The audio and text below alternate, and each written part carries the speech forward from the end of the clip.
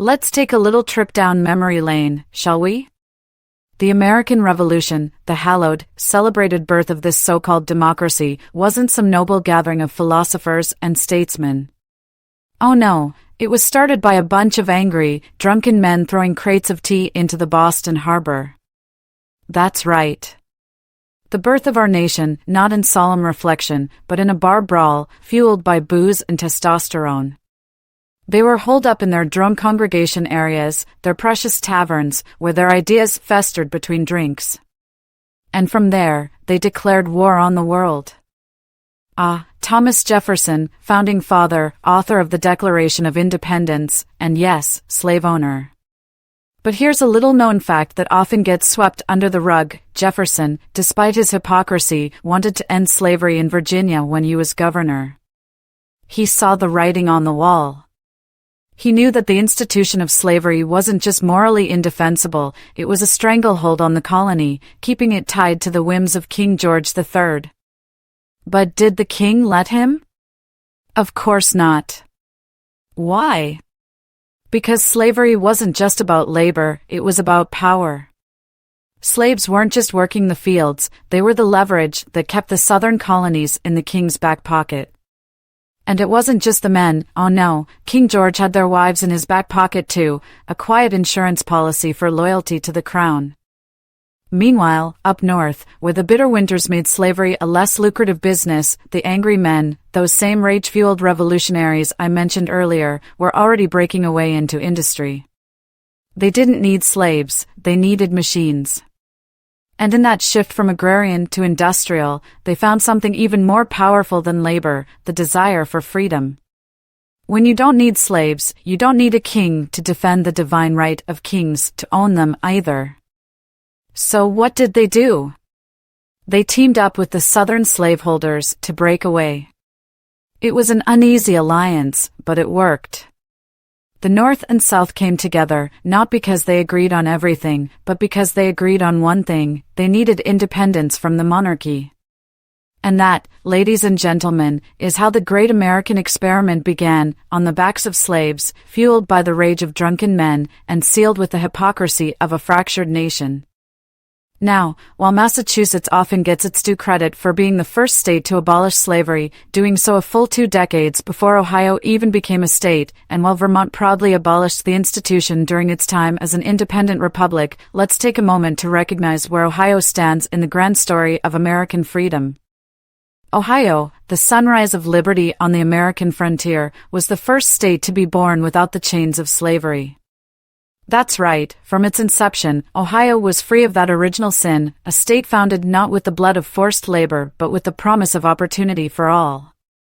Just 27 years after this country declared its independence, Ohio declared its own moral stance as the first state to prohibit slavery in its very constitution. This land was the dawn of a new era, where freedom wasn't something you earned by the color of your skin or the status of your birth, it was a right, embedded in the bedrock of this state. Now, let's not be naive about the complexities of our history. While Ohio may have been free from the institution of slavery, our proximity to the slaveholding states played a pivotal role in shaping our early economy. Cincinnati, the first true boomtown on the American frontier, didn't thrive in a vacuum. Its strategic location on the Ohio River, a vital artery of commerce, allowed it to flourish as a major hub, one that was built, ironically, in the shadow of slavery. Slavery may have been illegal within Ohio's borders, but selling the products of slavery? Perfectly legal. And so, we became a thriving middleman, facilitating the sale of goods produced by enslaved hands just across the river. Ohio was free, but freedom had its limits, didn't it? The economy wasn't blind to the profits that could be made from the toil of enslaved people in Kentucky and beyond. But, as with all progress, it's a story of contradictions. Ohio may have led the way in prohibiting slavery, but let's be real, we didn't exactly open the gates of opportunity to all. Even here, in this land of freedom, men of color faced barriers, prohibited from working without the state's explicit permission. Let me repeat that, free men, had to seek permission from the state to work. That's not liberty, that's just a different form of control. So, as proud as we are of Ohio's early stand against slavery, we must also acknowledge the flaws in our legacy. We stood on the right side of history, but we were far from perfect. And as your governor, I refuse to gloss over these inconvenient truths. We cannot claim to be the standard bearers of freedom unless we are willing to confront where we fell short. And today, I vow to build on Ohio's legacy, acknowledging both our triumphs and our failures, to create a future that is truly just for all. At the tail end of the Industrial Revolution, the dream of endless growth and prosperity started to falter. Industry markets became saturated, wages stagnated, and the promises of endless work and wealth for all evaporated. This is when newly liberated men of color, men who had broken the chains of slavery, began to move north in search of work. Willing to work for less pay and under harsher conditions than their European immigrant counterparts, these men of color presented fierce competition for industrial jobs. The old guard, the entrenched working-class white men, suddenly saw their economic security threatened, not by the industrial titans they claimed to be fighting, but by the very presence of these newly freed workers. And what did they do? Did they innovate? Did they adapt? No. Instead, they turned to the political system to suppress this competition, dressing up their fear and resentment as a righteous stand against corporate exploitation. Thus began the labor movement, an effort supposedly meant to uplift the working class, but, at its core, hiding the dark motive of racism. It wasn't just about fair wages or workers' rights, it was about protecting their own economic dominance and shutting out men of color who were willing to take the jobs they believed were theirs by birthright. So, while the history books may tell you that the labor movement was a noble fight against the tycoons of industry, make no mistake, the reality is far more sinister. It was, in part, a movement built on the fear of competition and the desire to suppress the opportunities of black men who were newly free but still shackled by a system that sought to keep them in their place. After the Industrial Revolution had run its course and the labor movement had leveled the playing field for men, what was left? A sea of men who were now identical in every meaningful way, equal wages, equal conditions, equal prospects. And, as we all know, women, being naturally hypergamous, had no interest in a world where every man was just like the next. Suddenly, the pool of eligible men became an ocean of equally unattractive prospects. The men who had fought so hard for their so-called equality had unwittingly made themselves undesirable. Now, what happens when you have a glut of men who can't distinguish themselves, who have no way to rise above their peers and prove themselves to women who would never choose them? It creates a problem. A surplus of men with no purpose, no prospects, and no validation. And when men have no purpose, they become a problem. They become restless, desperate, and, ultimately, dangerous. So, what did society do to deal with this glut of men? Well, history handed them a solution: the First World War. A convenient way to cull the herd, to let the bachelor attrition take its course. The war, of course, was painted as a noble cause, a fight for freedom, democracy, and all the usual platitudes. But let's not kid ourselves, at its core, it was also a way to thin out the ranks of the undesirable men who had been made redundant by the very system they fought for. This was the dark undercurrent of the post-industrial era. The labor movement had equalized men, but that very equality made them unattractive to the women they sought. And with no way to stand out, no way to find purpose, the surplus of men became a problem that society had to solve. The First World War was just the first in a long line of solutions. But let's talk about what happened next, shall we? Women's suffrage. Now, I know we're all supposed to applaud that moment, but let's be honest about what it really was: a hostile takeover of those very same drone congregation areas. The bars, the revolution hubs, the so-called breeding grounds of rebellion, were infiltrated. Prohibition wasn't about sobering up America, it was about opening the doors, letting women march right into the heart of these revolution dens, and taking over. No longer was it just a place for men to rant about the crown and their freedoms. Suddenly, women were there, listening, strategizing, plotting a revolution of their own. And so began the slow, deliberate shift. The same men who once threw tea into the harbor were now thrown out of their own spaces. They lost control of their movements, their ideas, their very institutions. Those dens of rebellion became spaces for something else entirely, a takeover disguised as a movement for equality. But let's not sugarcoat it, women didn't fight to share the power, they fought to redefine it, and to seize it. And how did we follow this decade of unchecked hedonism known as the Roaring Twenties? We followed it with a roaring hangover known as the Great Depression. The party ended, the curtain fell, and the consequences were there for all to see. All those measures that were supposed to equalize unemployable men in the previous generation, all those attempts to quell competition and suppress industry, well, they came back to bite. What followed was nothing short of an authoritarian nightmare. The so-called New Deal was supposed to be salvation, but what was it, really? It was the codification of control. It was a death sentence for entrepreneurial spirit, a slap in the face to anyone who dared to stand on their own 2 feet. Men were promised security, but what they got was dependency. Instead of allowing the free market to correct itself, instead of letting men rise or fall by their own merit, the state stepped in with its heavy hand and crushed any hope of true recovery. The New Deal wasn't a lifeline, it was a leash. A leash that shackled the working man to the government, that made sure he would never again have the freedom to build his own empire, to fight for his own revolution. It turned innovation into bureaucracy, risk into regulation. The men who once built this nation were now being told where they could work, how much they could earn, and under what conditions. And the women? They were right there, cheering it on, basking in the newfound security, while the men, now equalized, now just another cog in the machine, were left to pick up the pieces of their shattered ambitions. The Great Depression wasn't just an economic failure, it was the moral and intellectual bankruptcy of a generation. A generation that traded freedom for the illusion of safety, revolution for regulation. And we've been paying the price ever since. Asterisk, and how did we follow this glorious, hedonistic decade known as the Roaring Twenties? With a roaring hangover called the Great Depression.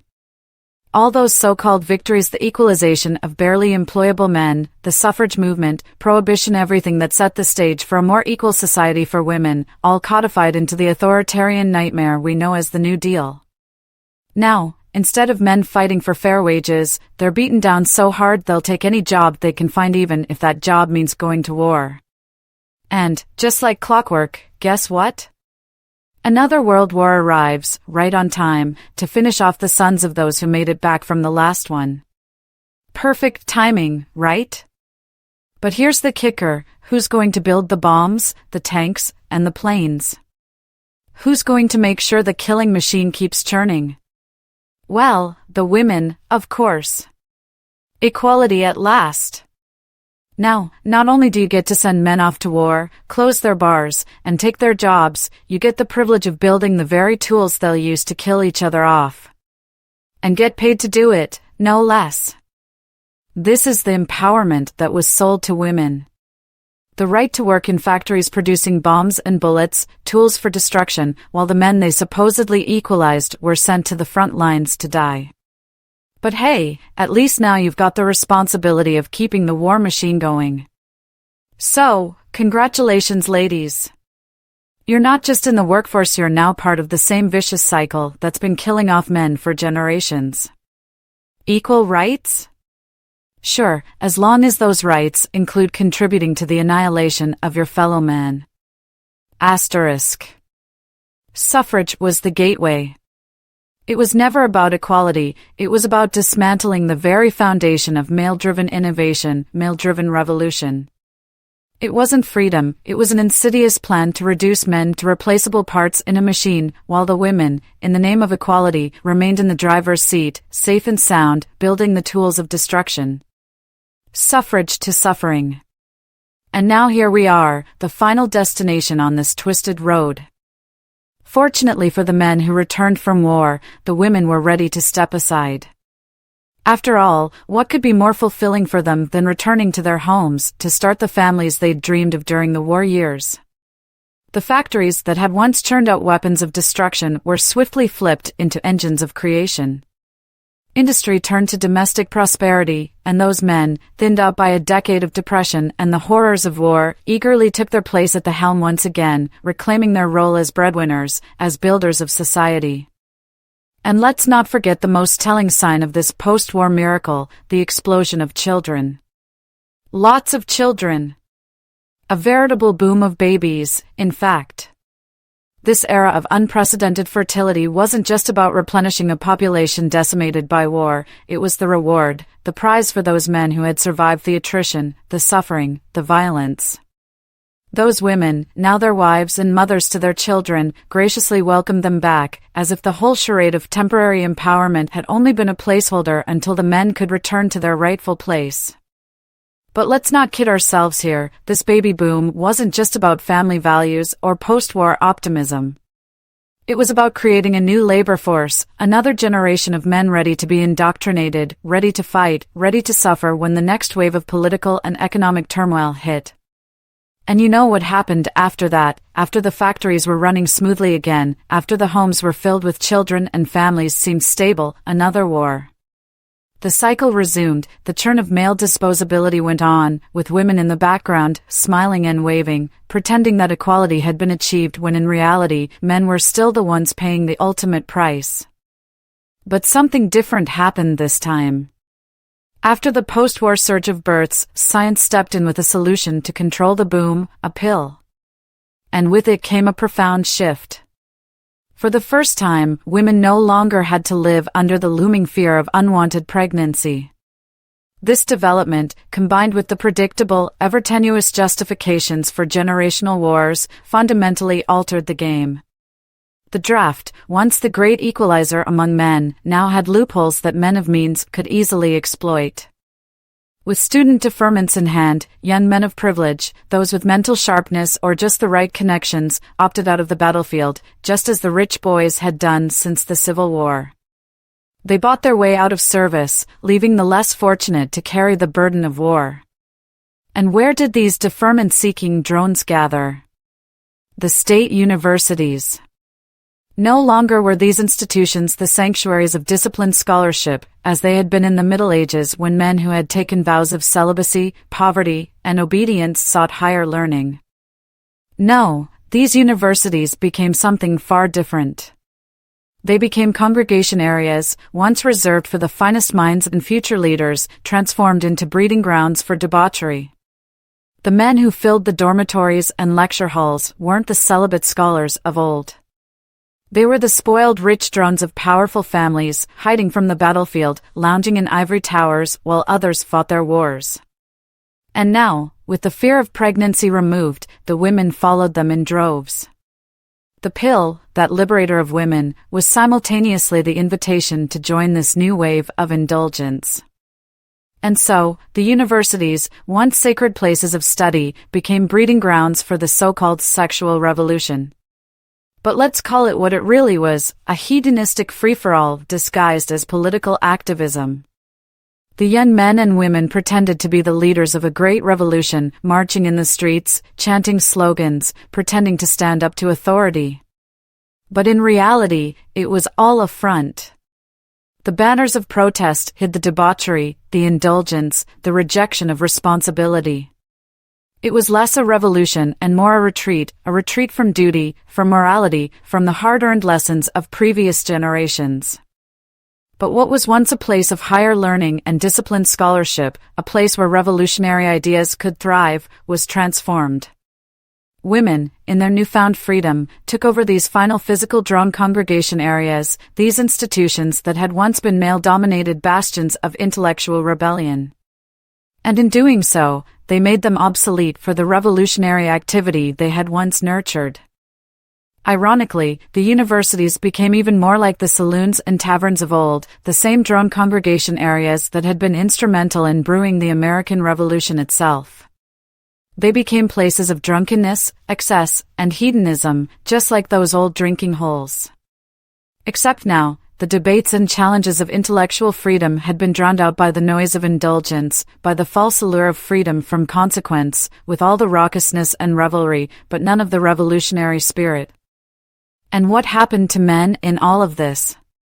Well, when they were shut out of their last refuge for intellectual and revolutionary thought, when the saloons had been taken, and the universities followed, they did what men have always done, they adapted. They found a new way to gather, a new way to discuss, and a new way to conspire. But this time, it wasn't physical space they sought. No, they moved to the virtual realm, creating the first true virtual drone congregation area, the Internet. Now, the Internet, that chaotic frontier of ideas, became the new battleground for intellectual freedom and rebellion. It was where the last vestiges of revolutionary thinking could take root and thrive. No more taverns. No more universities. Just endless, open cyberspace. And for a while, it was the perfect refuge. Anonymity reigned. Men could think freely, speak freely, and organize without the watchful eyes of the newly empowered suffragettes, the bureaucrats, or the academic elites. But of course, this freedom didn't last long. Just as women infiltrated the saloons and universities, they began to infiltrate the Internet. The once male-dominated digital landscape became just another domain for performative activism and moral policing. Platforms that had once been havens for free speech and radical thought became corporatized, sanitized, and ultimately neutered. And just like in the physical realm, the presence of women in these virtual spaces didn't empower intellectual revolution, it stifled it. But the truth is, the men were already ahead of the game. They knew this day would come, and they were ready for it. And what did they do? They moved once again. This time, into the world of blockchain, of anonymous, decentralized systems that even the most powerful institutions couldn't control. Cryptocurrency and cryptography became the new tools of rebellion, the new way to organize and innovate beyond the grasp of traditional power structures. And here we are today, standing at the precipice of a new era. An era where RoboState and JobsCoderWorks have finally provided an answer to this endless cycle of intrusion and suppression. With RoboState, we no longer need to rely on human institutions or on spaces, physical or virtual, that can be co-opted or corrupted. RoboState liberates us from the weaknesses of the human condition, greed, bias, and self-indulgence, and replaces them with something better, intelligence, objectivity, and progress. No longer will we be at the mercy of flawed systems and the fickle whims of human nature. With RoboState, we can move forward, uninhibited by the baggage of the past. It's time to embrace a future where efficiency, rationality, and progress are the driving forces. A future where the mistakes of previous generations no longer define us. A future that begins today, with this inauguration and the dawn of RoboState governance in Ohio. This is the system we inherited. A system that dressed itself up as progress while feeding men into a machine designed to break them down again and again. And it's time to break that cycle. Because this, ladies and gentlemen, is where RoboState comes in. We don't need to continue this endless loop of destruction. We can reshape society into one where human life, both male and female, is no longer fodder for war or political games. Where innovation is no longer driven by fear or necessity, but by true progress.